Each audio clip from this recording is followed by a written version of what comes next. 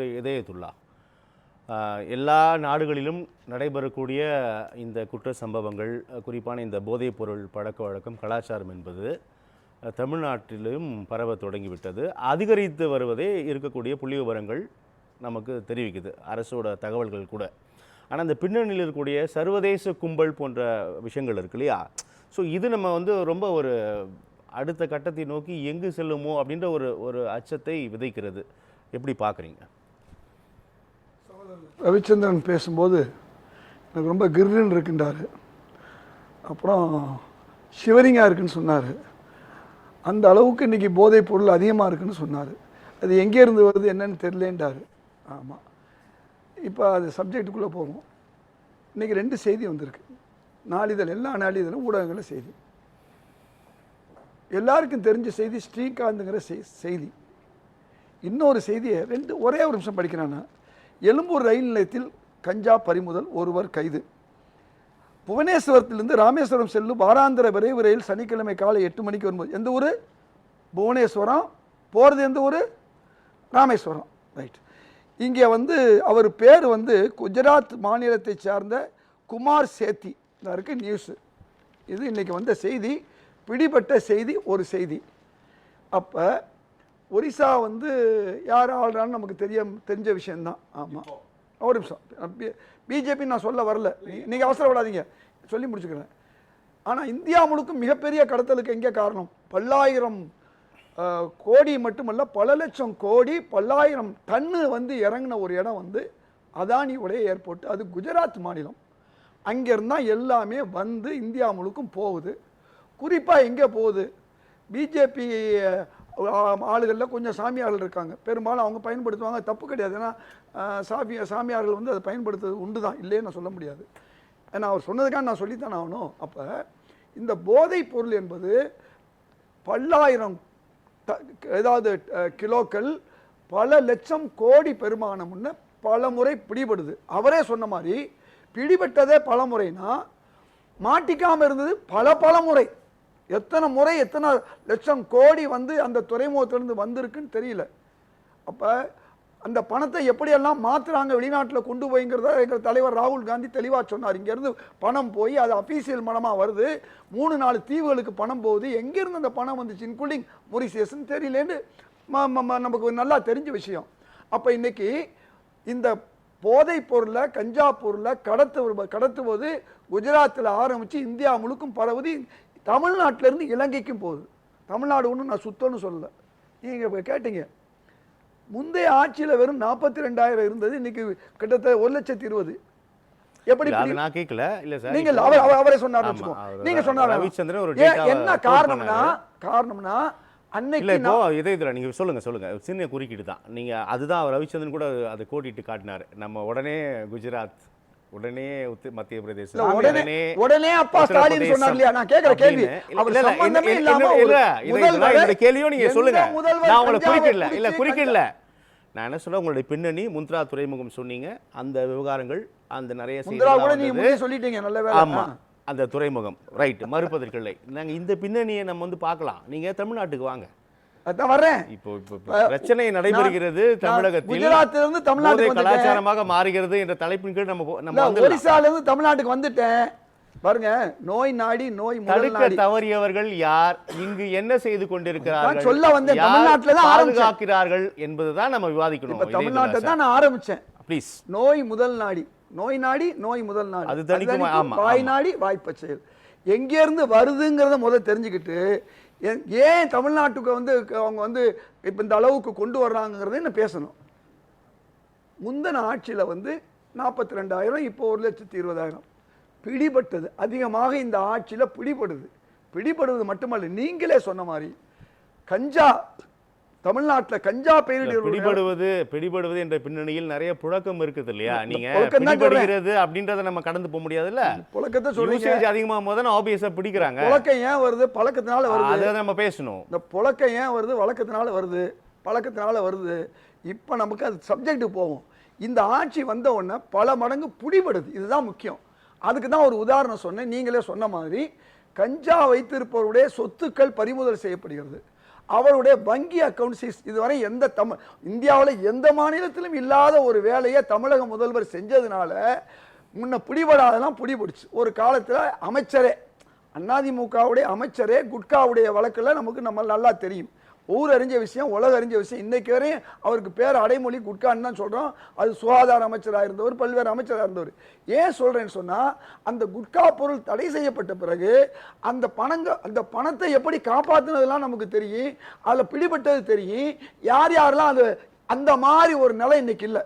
நான் சொல்கிறது பாஜகவுடைய இன்றைய புதிய கூட்டணி கட்சியை பற்றி நான் பேசிக்கிட்டு இருக்கேன். இது ஒரு பக்கம் இருக்கட்டும்.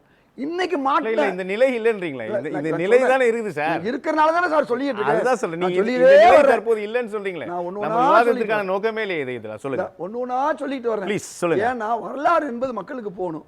குட்கா வரலாறுல இருந்து மட்கா வரலாறு. மட்கா தெரியுமா உங்களுக்கு? அதே மாதிரி ஒரு ஐட்டம் தான் அது. அதனால இப்போ பிட்காயின் வந்து இப்போ புதுசா இதெல்லாம் ஒரு பக்கம் இருக்கட்டும். இப்போ நான் என்ன கேட்குறேன், இன்றைக்கு நடிகர் ஸ்ரீகாந்த்னு சொல்றாங்க, அழகாக சொன்னார் ரவிச்சந்திரன், நான் பாராட்டுறேன். பிடிபடுறது ஒரு ஆள், பிடிபடாது பல ஆயிரம் கூட இருக்கலாம், இல்லைன்னு சொல்ல. சரி, இவங்களுக்கு கொடுத்துக்கிறது யாரு? அவங்களுடைய கூட்டணி கட்சி அதிமுகவை சார்ந்தவர். ஏன்னா அவர் தேவையில்லாமல் முதல்வர் ஸ்டாலின் எழுத்தனால நான் சில உண்மைகளை சொல்லித்தான் ஆகணும். இன்றைக்கு நடக்கிறது யாரு? அந்த கட்சியினுடைய ஒரு ஊடகத்தில். அது ஏற்கனவே குட்காவிலேயே அதிமுக, இங்கேயும் அதிமுக. அப்போ பிடிபடலை வெறும் 42,000 கிலோ பிடிபடுச்சுன்னா, இப்போ 1 லட்சம் பிடிபடுதுன்னா இந்த ஆட்சியில் வந்து ஒழுங்காக பிடிக்கிறாங்க, சட்டத்தை மதிக்கிறாங்க, அதிகமான சூழ்நிலை பண்ணுறாங்க.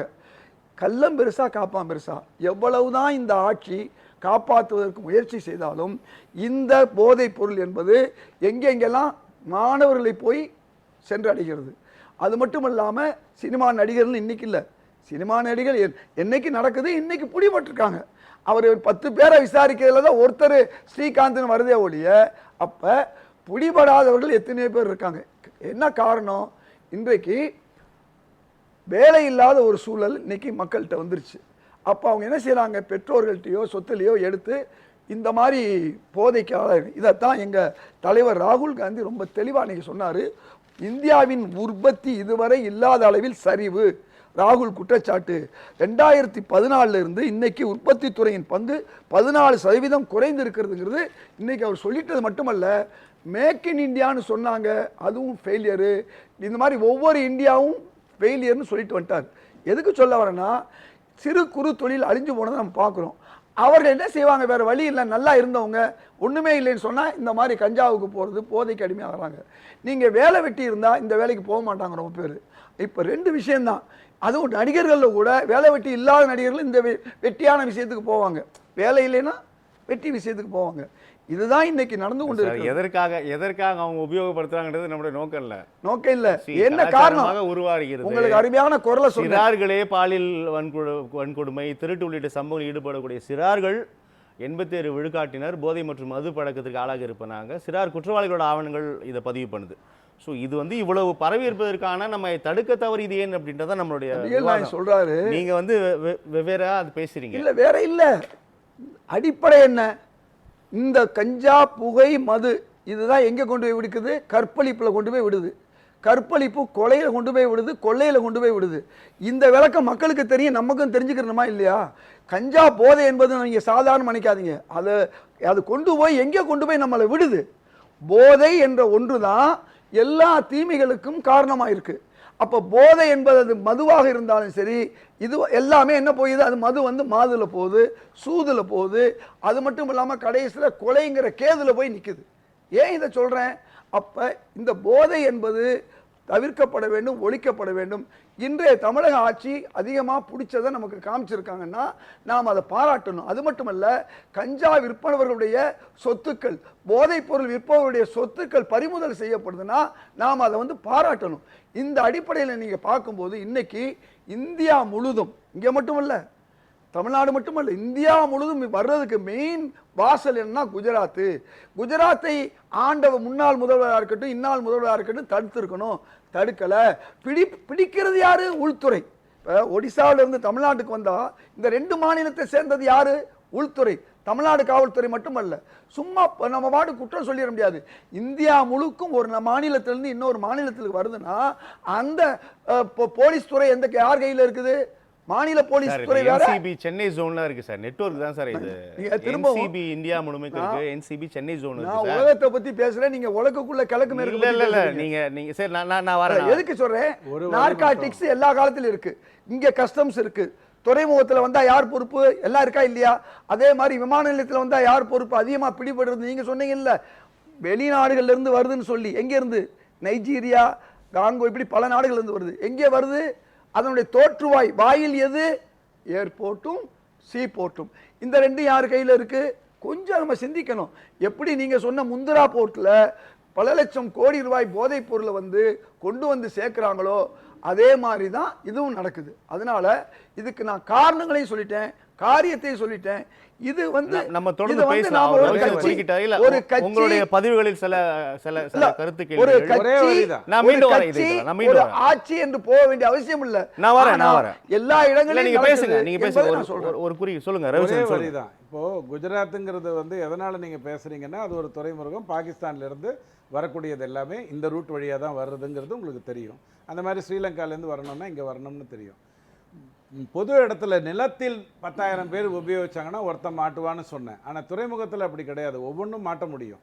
குஜராத்தில் பிடிக்கிறாங்க, உங்களுக்கு தகவல் தெரியுது. இங்க நீங்க சொல்ற அதே கதையை தான் அங்க சொல்றேன். இல்ல இல்ல, அதுங்க தான் நீங்க கன்ஃபியூஸ் பண்ணி ட்விஸ்ட் பண்றீங்க. அதனால தான் 60 ஆண்டு பிடிபடும் போது பிடிபடும் போது தான் செய்திகளா வருதுன்றாரு. ஆமா ஆமா, நிறைய பிடிக்கிறாங்க அதிக நேரம் எடுத்துக்கொள்ள. அவர் பாவம் நேரா குஜராத்துக்கு போனதுனால அவர் திரும்ப கொண்டாலப்பட்டி கொண்டு வந்து விட்டுறேன். சொல்லுங்க ரவி. ஸ்டாலின் ஐயா நான் சொன்னது எதுக்குன்னா, போதை அழிக்கக்கூடிய பொருள்னு அவர் சொன்னாருங்கிறதுனால அவர் பொறுப்போட செயல்படணும்னு சொன்னேன். அவர் செயல்படுறாரு. இதற்காக நான் அரசியல் உள்துறை அமைச்சர் என்ன செய்யறாரு? இருக்கட்டும், உள்துறை அமைச்சர் அமித்ஷாவுடைய பொறுப்பு இந்தியா முழுதும் போதைப் பொருள் வெளியில இருந்து வந்தா அவரை பத்தி பேசுங்க கொஞ்சம். ஐயா ஒரே ஒரு வரி, குஜராத்துங்கிற பிரச்சனை ஏன் அங்க பிடிக்கிறாங்க, அதிகம் பிடிபடுகிறது குஜராத்துங்கிறது நீங்க தெளிவா புரிஞ்சுக்கோங்க. பாகிஸ்தான்ல இருந்து வரணும்னா மகாராஷ்டிரா, குஜராத் துறைமுகங்கள் மூலமா தான். அப்ப இங்க அதிகமா பிடிபட்டா, அப்ப இங்க வந்ததுன்னா ஸ்ரீலங்கால இருந்து வரும்.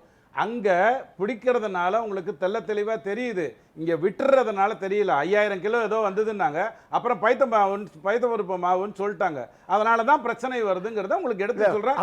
இருந்தாலும் நீங்க குஜராத்தை திட்டிட்டு கவலை. ஆனால் உங்களுக்கு ஒண்ணு தெரியுமா, குஜராத் நகரத்துக்கு எந்த நகரத்துக்கு வேணாலும் போங்க, 1000 பேர்கிட்ட உனக்கு எங்கிட்ட கஞ்சா இருக்கு நீ வாங்கிக்கிறியான்னு கேளுங்க, 900 பேர் என்ன பண்ணுவாங்கிறது உங்களுக்கு தெரியும். அதே தமிழ்நாட்டில் நீங்க 1000 பேர்கிட்ட எங்கிட்ட கஞ்சா இருக்கு நீங்க வாங்குறீங்களான்னு கேளுங்க, 600 பேர் என்ன சொல்லுவாங்கிறது உங்களுக்கு தெரியும். நீங்க அவர் என்ன கேட்டிருக்கணும், நீங்க என்ன கேட்டிருக்கணும், தமிழ்நாட்டில் அதிகம் பிடிபட்டா இந்த ஆட்சி நல்ல ஆட்சின்னு சொல்றதை விட்டுவிட்டு அங்க பிடிபட்டா அது நல்ல ஆட்சினா என்ன அர்த்தம்? துறைமுகத்துல பிடிக்கிறது வேற, நகரத்துல பிடிக்கிறது வேற. துறைமுகம் யார் கையில இருக்கு?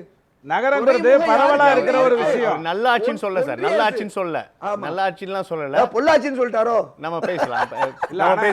இன்னும் ஒரு வரி இருக்கு சார். பாஸ்டன் 2001ல வாஜ்பாய் ஐயா ஒருத்தர் இந்தியாவுக்குள்ள காப்பாத்தி கொண்டு வந்து கொடுத்தாரு, பேர் சொல்ல விரும்பல. வாஜ்பாய் விட்டுட்டாரு சார், பேர் சொல்ல விரும்பல. மசூத் விட்டதுனால தான் இன்னைக்கு இவ்வளவு பயங்கரவாத தாக்குதல். பேரை மாத்துறீங்க, அங்க விட்டுட்டீங்க. எங்க பேரை மாத்துறீங்க? நீங்க 40 பிளஸ் இருக்கிறவங்களுக்கு தெரியும் உள்துறை வாஜ்பாய் யாரை காப்பாத்தினார் பாஸ்டன்லங்கிறது. இன்னைக்கு இருக்கிற 40 பிளஸ்ல இருக்கிறவங்களுக்கு தெரியும், பேர் சொல்ல விரும்பல. இப்ப சொல்றேன், கந்தஹார்ல கொண்டு போய் இந்த மாதிரி ஒரு போதை கடத்தல் அல்லது தீவிரவாதத்தை செய்யக்கூடிய ஒருத்தரை கொண்டு போய் விட்டதன் விளைவு அவர்னால தான் பாகிஸ்தான்ல இருந்து நமக்கு நிறைய தீவிரவாதம் வருது. அதுக்கு காரணம் உங்க வாஜ்பாய் ஐயாவும் அத்வானி ஐயாவும் தான். நம்ம